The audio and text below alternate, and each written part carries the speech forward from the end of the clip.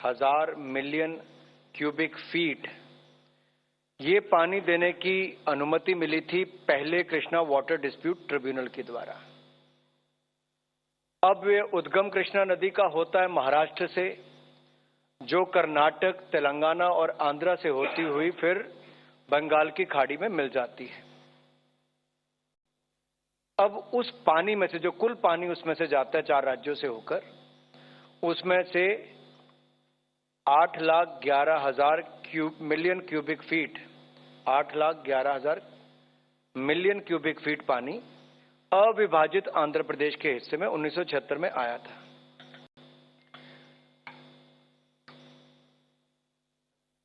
आंध्र प्रदेश, कर्नाटक और महाराष्ट्र ने 2004 में कंप्लेंट की केंद्र सरकार के पास और interstate river water dispute act 1956 के अंतर्गत फिर second Krishna water dispute tribunal का गठन किया गया।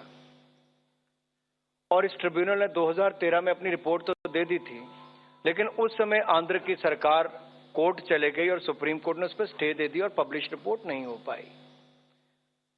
अब 2014 के बाद तेलंगाना राज्य का गठन भी हुआ और इसके चलते वाटर एलोकेशन नहीं हो पाया।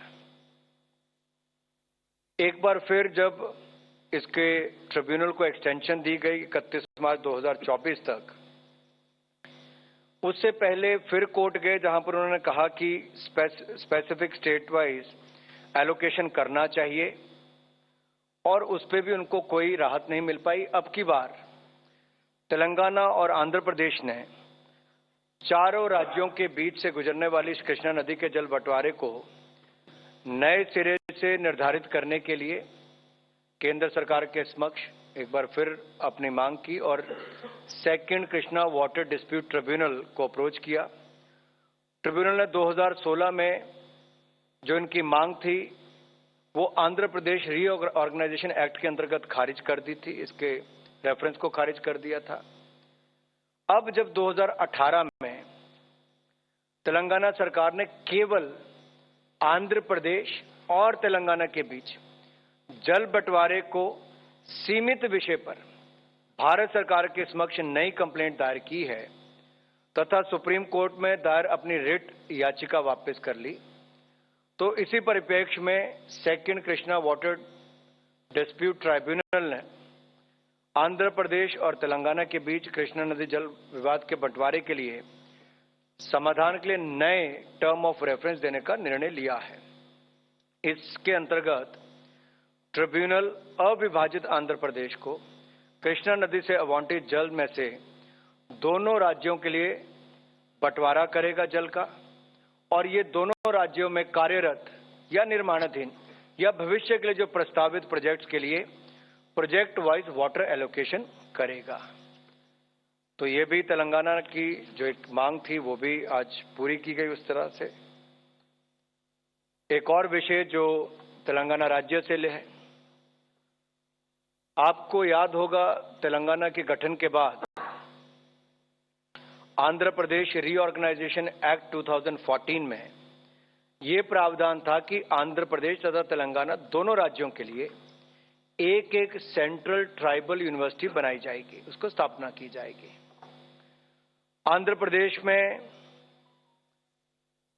इसकी पहले स्थापना हो चुकी है 2019 में।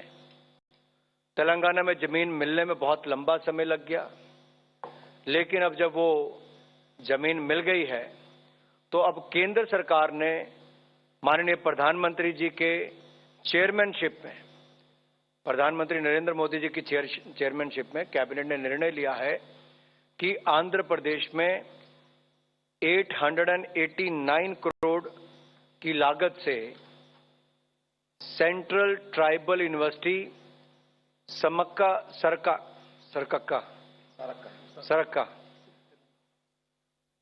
तो तेलंगाना में वन देवता जो है हमारे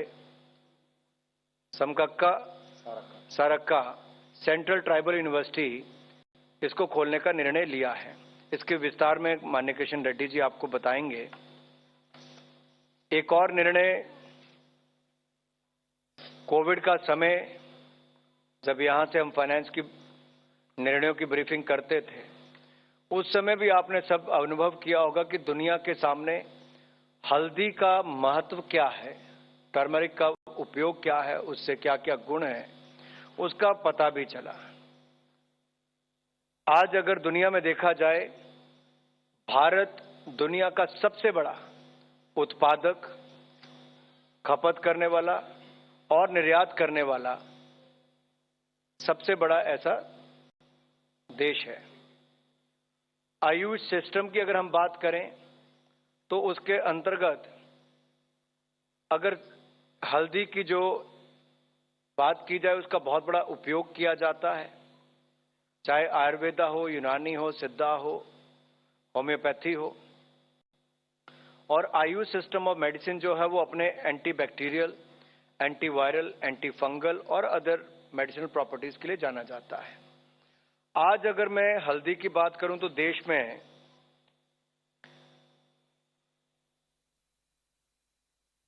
जो हम 1600 करोड़ रुपए का एक्सपोर्ट करते हैं, इसका लक्ष्य रखा है लगभग 8,400 करोड़ तक जाने का। $1 बिलियन तक इसको लेकर जाएंगे और ये टारगेट पूरा करने के लिए बहुत जरूरी है कि नेशनल टर्मरिक बोर्ड बनाया जाए।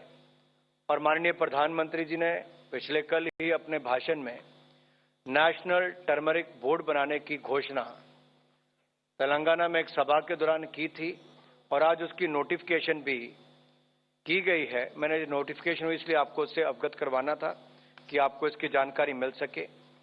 एक और विषय जो सीसीए के अंतर्गत आया वो नॉर्थ कोयल रिजर्वायर प्रोजेक्ट के बचे हुए कार्यों को पूरा करने के लिए रिवाइज्ड कॉस्ट को अनुमोदन दिया गया है। इस प्रोजेक्ट को पूरा करने के लिए अब लगभग 2,431 करोड़ रुपए खर्च होंगे, जिसकी संस्तुति की गई है। ये प्रोजेक्ट के बचे हुए कार्य अगले 30 महीनों में पूरे किए जाएंगे। इससे बिहार के औरंगाबाद और गया और झारखंड के पलामू और गढ़वा जिलों के 1,14,000 हेक्टेयर से अधिक सूखाग्रस्त क्षेत्र में सिंचाई की सुविधा उपलब्ध होगी। थोड़ा मैं आपको इसके बैकग्राउंड इसलिए बताना चाहता हूं क्योंकि इतना पुराना प्रोजेक्ट है। बहुत सारे प्रोजेक्ट कांग्रेस के समय शुरू होते थे, पूरे नहीं हो पाते थे। 1970 में नॉर्थ कोयल प्रोजेक्ट को अनुमोदित किया गया था और 1972 में इसको प्रारंभ किया गया। 1972 से 1993 के बीच में बिहार सरकार ने इस प्रोजेक्ट के डैम, बराज, लेफ्ट मेन कनाल और राइट मेन कनाल के कार्य को लगभग पूरा किया था। तो 1993 में डैम के पानी से बेतला नेशनल प्रोजेक्ट और ये सब इलाकों में प्रभाव पड़ता, तो उसके बाद उसको रोका गया। बिहार और झारखंड के साथ लगते इलाकों में लोगों को जिनकी जमीनें भी जानी या जिनका उस समय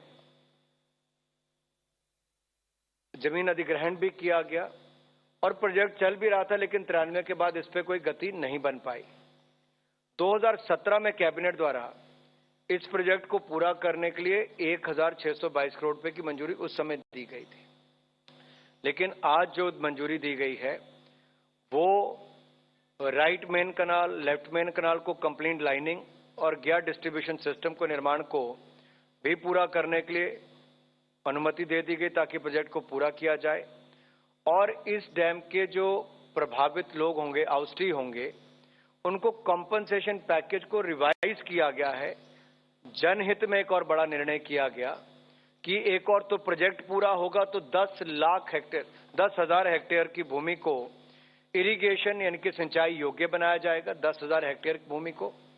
वहीं पर जो प्रोजेक्ट अफेक्टेड फैमिलीज हैं उनको 6.5 लाख रुपया का अतिरिक्त सेंट्रल ग्रांट दिया जाएगा। तो एक और सिंचाई योग्य भूमि हो जाएगी। लाखों हेक्टेयर भूमि को, लाखों एकड़ भूमि को वहां पे लाभ मिलेगा इसको। और दूसरी ओर जिनकी जमीन गई उनको इसमें से 6.5 लाख रुपए की अतिरिक्त सेंट्रल ग्रांट मिलेगी।